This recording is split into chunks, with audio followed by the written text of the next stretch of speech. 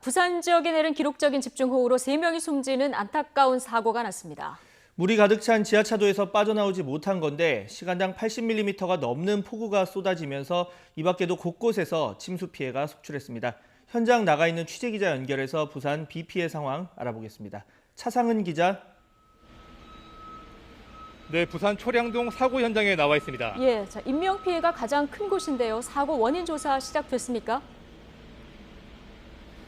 네, 그렇습니다. 경찰이 본격적인 사고 원인 조사에 착수했습니다.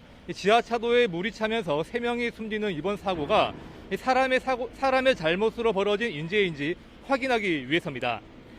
이곳에서 침수가 시작된 게 어젯밤 10시쯤부터입니다.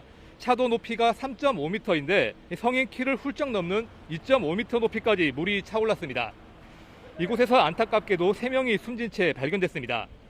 어젯밤 10시 반쯤 출동한 소방대원들이 차량에 갇혀있던 사람들을 구조했지만 60대로 보이는 남성과 20대 여성이 숨진 채 발견됐습니다. 차량이 갑자기 물에 잠기면서 지하차도에서 미처 빠져나오지 못한 거로 보입니다. 물이 빠지기 시작한 오늘 새벽 3시쯤에는 침수된 차량 안에서 50대 남성 1명이 숨진 채 발견돼 사망자는 모두 3명으로 늘었습니다. 어젯밤과 오늘 새벽 사이에 부산 대부분 지역에 폭우가 내리면서 구조되는 사람도 속출했습니다. 광안동에서는 무너진 옹벽이 주택을 덮쳐 2명이 구조됐고 해운대 해수욕장 인근 호텔 지하에서는 급류에 휩쓸린 2명이 구조됐습니다. 이 같은 침수와 인명고리 피해 신고는 부산 대부분 지역에서 접수가 됐습니다. 소방당국이 구조한 사람만 79명으로 집계됐습니다. 네, 이렇게 부산 지역 곳곳에서 비 피해가 컸는데 어떤 이유가 있을까요? 네, 무엇보다 짧은 시간 내에 기록적인 폭우가 내린 게 피해를 키운 가장 큰 원인으로 꼽힙니다.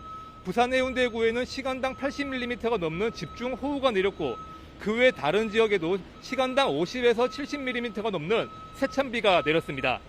누적 강수량은 부산 해운대구가 212mm를 기록했고 기장구는 205mm, 동래구에는 192mm의 비가 내렸습니다. 가장 많은 비가 내린 밤 10시쯤에는 해수면이 가장 높은 만조와 겹치면서 저지대에서 침수 피해가 속출했습니다. 도시마천인 부산 동천과 수정천 하류 구간이 범람해 일대 주택과 상가 등 건물과 차량들이 침수됐고 도심 전 지역에서도 물이 빠지지 않아 침수 피해가 잇따랐습니다. 차량 침수만 141대로 집계가 됐습니다. 다행히 호우특보는 모두 해제가 됐습니다. 부산기상청은 오늘 오후까지 비가 산발적으로 내리다가 그칠 거로 전망했습니다. 침수 피해가 본격적으로 집계되기 시작해서 재산 피해 규모는 크게 늘어날 거로 보입니다. 부산 대부분 지역에서 복구 작업이 한창 진행되고 있습니다. 지금까지 부산 초량동 사고 현장에서 YTN 차상입니다.